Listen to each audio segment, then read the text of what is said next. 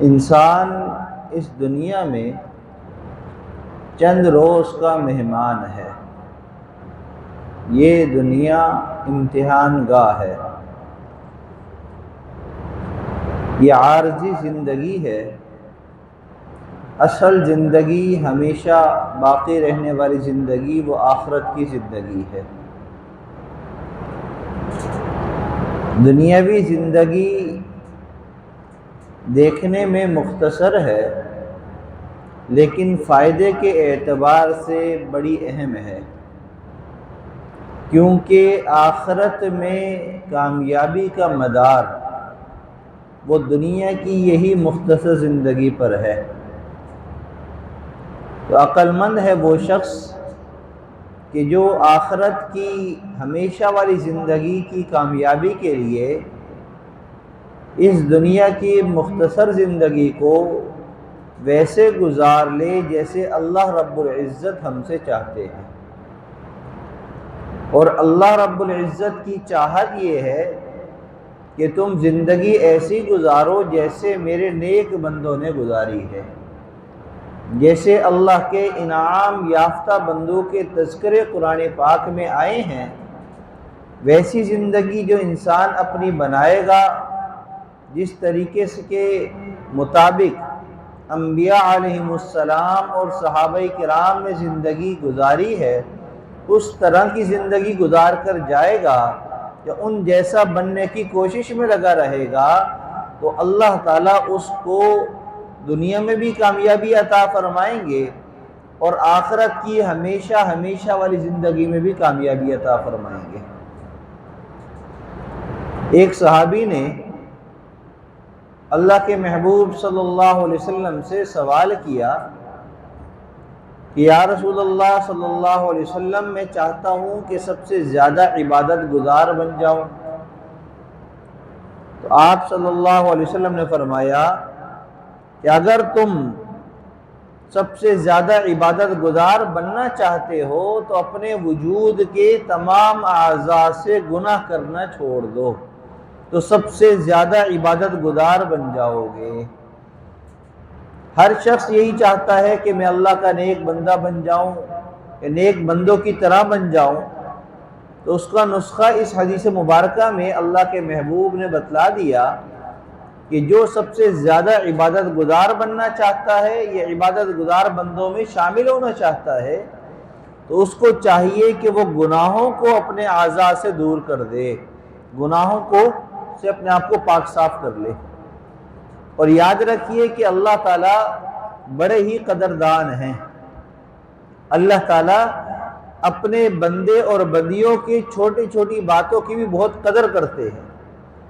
یہی وجہ ہے کہ جب کوئی بندی اللہ کی طرف آتے ہیں تو حدیث مبارکہ میں آتا ہے کہ اللہ کے محبوب نے فرمایا کہ اللہ تعالیٰ فرماتے ہیں کہ تم میری طرف آؤ، اگر تم چل کر آؤ گے تو میں تمہیں دوڑ کر تھام لوں گا، تم میرا تذکرہ تنہائی میں کرو گے تو میں تمہارا تذکرہ فرشتوں کی محفل میں کروں گا۔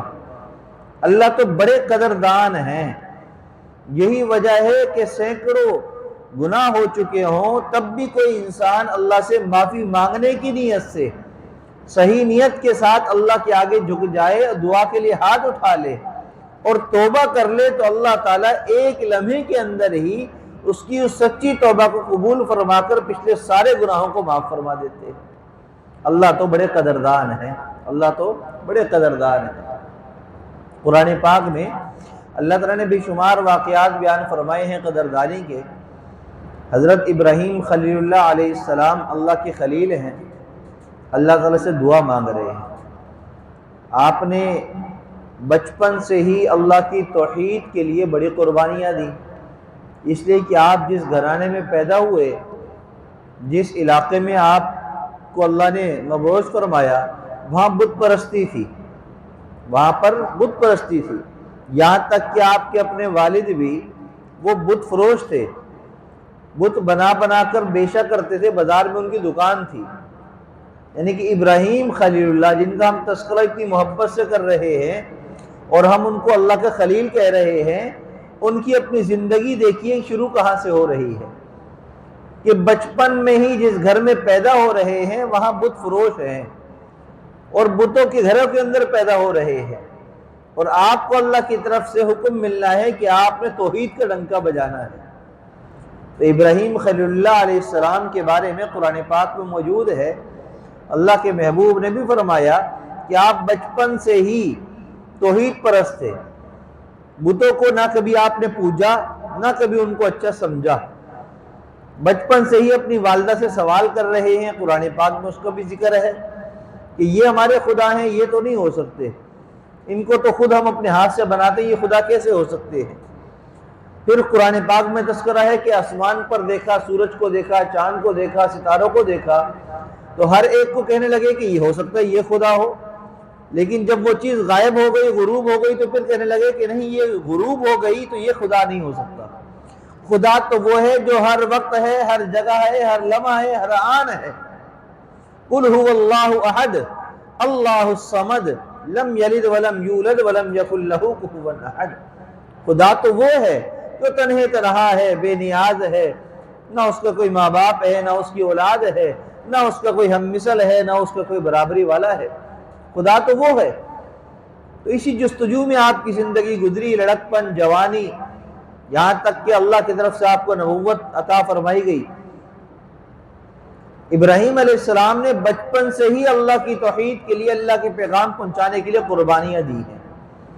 اتنی قربانیاں دینے کے بعد اللہ تعالیٰ سے دعا فرمائی، اللہ مجھے بیٹا عطا فرما دے، مجھے بیٹا عطا فرما دے۔ تو اللہ تعالیٰ قرآن پاک میں فرماتے ہیں وَوَهَبْنَا لَهُ إِسْحَاقَ وَيَعْقُوبَ نَافِلَةً، کہ ہم نے ابراہیم کو یعقوب بھی عطا کیے، اسحاق بھی عطا کیے جو ان کے بیٹے تھے، اور اسحاق کے جو بیٹے ہیں یعقوب ہم نے وہ بھی عطا کر دیے۔ تو گویا کہ انہوں نے اپنی دعا اللہ کے سامنے پیش کی، تو اللہ نے صرف ان کے بیٹے کے حق میں نہیں بلکہ ان کے پوتے کے حق میں بھی ان کی دعا کو قبول فرما لیا۔ اللہ ایسے قدردان ہیں، یعنی دینے پر آتے ہیں تو ایک مانگو اللہ لاکھ دیتے ہیں، لاکھ مانگو اللہ کروڑ دیتے ہیں۔ بس ہمارے مانگنے میں کمی ہے کہ ہمارا دھیان ادھر ادھر ہو جاتا ہے، ہم مانگنے میں چوک جاتے ہیں لیکن اللہ دینے میں نہیں کمی کرتے۔ ہم جتنا مانگتے ہیں اللہ ہماری حیثیت سے، ہمارے اعمال سے، ہماری ذات سے بڑھ کر اللہ ہمیں نعمت عطا فرما دیتے ہیں۔ تو اللہ فرماتے ہیں کہ ہم نے اسحاق بھی عطا فرمائے اور بطور انعام کے یعقوب بھی عطا فرمائے۔ اور یعقوب علیہ السلام کے بیٹے کون ہیں؟ یوسف علیہ السلام۔ پھر آگے ان کی پورا سلسلہ، یعنی کہ اسحاق علیہ السلام سے لے کر حضرت عیسیٰ علیہ السلام تک تمام انبیاء علیہ السلام ابراہیم علیہ السلام کے بیٹے اسحاق کی اولاد ہیں اور یعقوب علیہ السلام کی اولادوں میں ہیں۔ تو اللہ نے صرف ایک بیٹا نہیں عطا فرمایا بلکہ آگے بیٹوں کی لائن لگا دی۔ انبیاء وہ صحابی جنہوں نے اپنے والدین کی قربانی دی، آپ کی صحبت اور محبت کے خاطر سب کچھ قربان کر دیا، اللہ تعالیٰ نے ان کی قدر ایسی کی، پہلے آپ کے بیٹے کی نسبت سے محروم ہوئے، پھر آپ کا تذکرہ اللہ نے قرآن پاک میں کر دیا۔ 1,24,000 کم و بیش صحابہ کرام ہیں، ان میں سے صرف ایک واحد صحابی حضرت زید ہیں جن کا ذکر اور نام قرآن پاک میں موجود ہے۔ تو اس سے بڑی قدردانی کیا ہوگی؟ اللہ تعالیٰ بڑے قدردان ہیں، لیکن ہمیں بھی اللہ کی قدردانی کی قدر کرنی چاہیے۔ اللہ تعالیٰ نے ہمیں رمضان کا مہینہ عطا کیا، اتنی بڑی نعمت عطا کی، ہم نے تراویح پڑھی، قرآن پڑھا، نمازوں کا اہتمام کیا، روزے رکھے۔ کیا ہی اچھا ہو کہ اللہ نے ہماری قدر کی تو ہم اس قدر کا جواب بھی ایسے ہی دیں کہ ہم رمضان کے بعد بھی اپنی نمازوں کو برقرار رکھیں، ہم رمضان کے بعد بھی قرآن کی تلاوت کا معمول رکھیں، ہم رمضان کے بعد بھی روزوں کی عبادت کا معمول بنائیں۔ اس کا آسان سے طریقہ کیا ہے؟